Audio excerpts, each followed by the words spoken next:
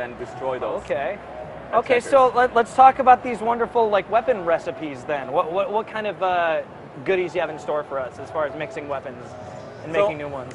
We try to keep this whole thing as realistic as possible, but of course we're talking about a video game, so there's Absolutely. going to be over-the-top weapons Zombies there. as well, you know? Exactly, that's all in there. So you have, in the beginning of the game, you have like normal stuff like iron pipes and branches and all that, whatever you could find in a normal hotel, like, I don't know, the janitor left it there or something like that. But then, of course, over the time, you go and find new items. You can find blueprints on the island, and then suddenly you have a machete, you have a battery, some other stuff, and you go like, I combine this and that, and you have a shock machete that actually combines electric damage with the damage of the machete and stuns the enemy after a while. You also have other stuff like an impact hammer and crazy, really crazy weapons also, but it's always going to be connected that you would still see some sense in there. So we're not going for the Mickey Mouse with dynamite back there and just throw the Mickey Mouse into the... That I feel like needs to be in some sort of DLC though.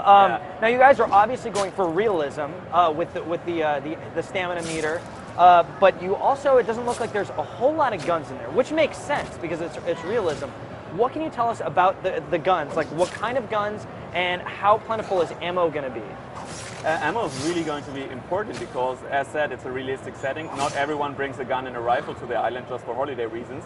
So in the beginning, you're going to be there and just picking up whatever you can. But then, for example, there's a dead policeman in the city. You pick up his gun and he's got like 15 shots in there. So you fire those 12 rounds, but then you're going to be out of ammunition. Right. So there is going to be handguns and there's going to be rifles and shotguns and all that. But it's not going to be there all the time. So you're going to be focusing on the melee fighting because this is actually weapons that are at your reach. And then sometimes you're lucky enough to get a rifle and that rifle is going to do some serious damage. But then again, as the ammunition is just limited.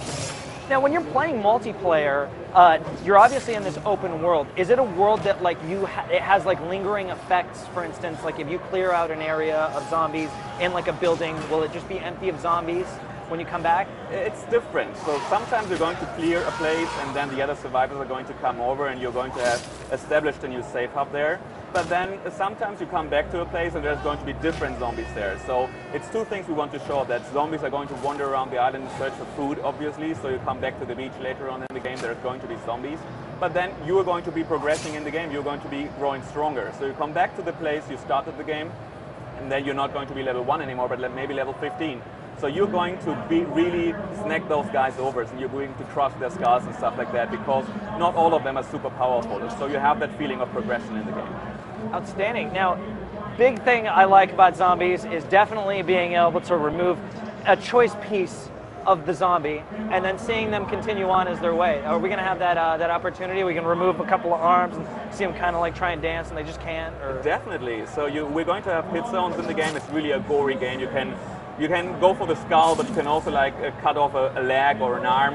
There's going to be even zombies attacking you with weapons. So if the zombie is going to wield a weapon in the right arm, you take a hammer or break that arm. So he's not going to be able to break that to use that arm anymore. Or you just take a machete and cut the whole thing off, and that's even easier then. And so you cut off both the arms. He's just going to stumble towards you and try to bite you, but that is not going to be like super impressive anymore. So just go and kick him over and crush his skull, whatever. So whatever, really, you know. Yeah, it's just the normal stuff. So you go there and you have like all the different hit zones, and you should use them tactically also, because there's going to be different zombies. Some of them are going to be really fast, so you want to go for the legs. Some of them are going to attack from a distance, so you want to knock them out instantly. And then you have the other guys you can just play around with and then finish them off. Is there a defining way you can tell them without them actually doing movement? Oh, that's going to be a runner. Oh, that's going to be a guy that's stronger, an upper body? Yeah, definitely. For example, if you go into a scenario, you hear someone screaming in the background and just running towards you from the distance, this is normally the infected, because those are really the aggressive types. So they can smell you, and then in the background, when you go somewhere, you will hear screams all over the place, and then suddenly someone is turning around the corner and hitting you fast. So this is the guy you want to go for the legs for, or just throw him a machete into the face or something like that. Now, I haven't seen the death yet, how you handle death. How do you handle after being like incapacitated? Like, is there a way to revive yourself? Is it like you have momentary down? Like, what do you do? Yeah, you're going to be respawning at a safe place later on. So we're tweaking this right now on multiplayer also. You're going to have a penalty, like XP is going to be drawn away for you, or money or something like that. But you're going to be respawning at a safe place and then starting from there again. A little nitpicky. I do like when music kind of builds up during battle. Is that something you guys have incorporated in here? where like you can sense when there's going to be more zombies because the music's getting a little intense? No, we go more for the surround sound to say so, because pretty much we are in a tropical island, and okay. what we want to show is like when you walk around the beach, it's going to be the waves in the background. You're going to hear like crickets and stuff like that, so you can really still feel how this island once was. Like you close the eyes and it's going to sound like a tropical paradise until that zombie scream comes, and you are going to be like, a little bit afraid instead of that. Very cool. Now, does this actually, how well does this translate to like being a horror game? Is it, do you feel like this is something that's going to scare us? Are we going to get spooked from time to time, be surprised by the zombies? You're going to be scared and spooked from time to time depending on when you are. So for example, if you have like this wide beach in front of you, it's more going to be about the atmosphere. But of course we have indoor and outdoor levels. We are going to be in the jungle, in the city, and all the different places. So for example, you get into a dark building and the light is out, you just have your flashlight walking around in the hotel or wherever it is you're going to be, then it's going to be way more spooky because it's dark and you just have the flashlight. And then there's a zombie lurking around the corner, and then you're going to be freaked out, definitely. And then on the other side, it's going to be more about survival, of course, out there, because just like, how do I get out of the situation? So it's more about freaking out because of just the fear of dying instead of lurking around. And so definitely you're going to have to be carrying a few weapons, hopefully, so that you can get out of situations, right? Definitely, but we have a limited amount of guns and weapons, of course, in there. So your inventory is going to be limited to about 10 weapons, something like that.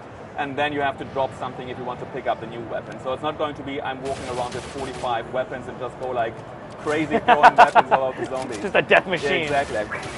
Going like this. No, it's going to be a limited amount. We are going to have unlimited items in the inventory, but weapons are going to be limited. Okay. What about getting around? Is it always on foot, or is there any other way to like maneuver?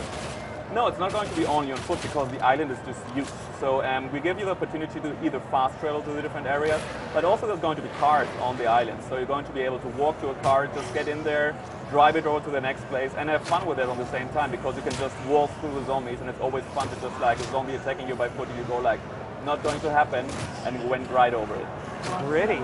So what can you tell us about, like, every zombie place has like safe places. What do you have in the safe places? Is it just a room with no zombies in it, or is it a place where you can reset and like get new ammo or like find weapons? How do you handle that? So the safe places are going to be about the human beings being there, and also about the stuff we can do there. So we have, of course, the people that are in those safe places that are going to give you new missions, are going to ask you favors, and from those guys, when you do the missions, you're going to get new items and money and all that. But also you have people who actually like installed like a black market. So it's going to be, they think the army is going to help us out soon, and so they just want to cash into the whole situation and sell your stuff overpriced. So they're going to sell you med kits and weapons and all the kind of material they gather, and then try to make a buck out of it. Is it? Are we just using cash? It's going to be cash. Yeah. You still the currency of apocalypse exactly. is still the dollar bill. You kill a zombie and take his cash. That's what you do. So exactly, it's going to be cash, and also what we're going to have, of course, is the items and the weapons and the workbenches. So there is going to be the workbench there on those safe places where you can craft and repair and upgrade the weapons that you want to use. Now, obviously, this location, like you said, I mean, we got people being tourist vendors and stuff like that. It's a different type of location than we've actually really experienced. What kind of set pieces are in a tropical island that we're going to get a chance to see? So there's, of course, things that are story-driven that I cannot talk about, but normally you start at the beach and at the hotel and at the pool area. You have all the tropical paradise right in front of you, but then you move inwards, and like you go into the jungle, you go into the city, you're going to be in the sewers, and you're going to be indoors in the hotel or the police station and stuff like that. So it's all the stuff you would imagine in a tropical island like that, and then more that you would not expect. Excellent. So there's going to be, are they going to be any near the ocean? Like, can they, what are the zombie rules? They can't swim? They cannot swim, they will even drown, or as a colleague of mine would say, die of too much water. But yeah, it's really like that. So you can make damage when you kick them into the water. There's not going to be like a big swimming mechanic because we actually use the ocean as a natural barrier. You cannot escape the island, you cannot use a boat because there's a storm approaching the island. And so we use the ocean actually really as, okay, I'm trapped here and I need to get out of here somehow. Now, what about playing with my friends? If I just started, let's say I got the game late because, I don't know, I got held hostage, like I'm a POW, and then my friend has been playing for months and months and months. How is playing with him going to be? Am I going to feel like I'm just like pathetic compared to him, or is there going to be a nice balance in there? No, it's going to be, you feel like pathetic compared to him, but it's more going to be like, yeah, you join his game. All right. Yeah. So it's story driven. So if he's like a level 25 and you're like a level 5, first of all, you're going to get a warning that you do not want to join that game because it's going to seriously spoil your story for you. Okay. So you're going to be able to join the game, you're going to be able to wander around with him and get the nice weapon, get the nice XP and everything. Sure. So you're going to still enjoy the game, of course. But when you get back to your game, you're not going to be able to take all that XP and all that weapons with you, because else your whole game is going to be screwed. It makes total sense. Yeah. So don't get caught. Don't be a war POW. Exactly. Okay. Just keep playing all the time. All right. Well, thank you, Vincent. Thanks for showing us Dead to you. Island. Thanks for Really having us. excited about it.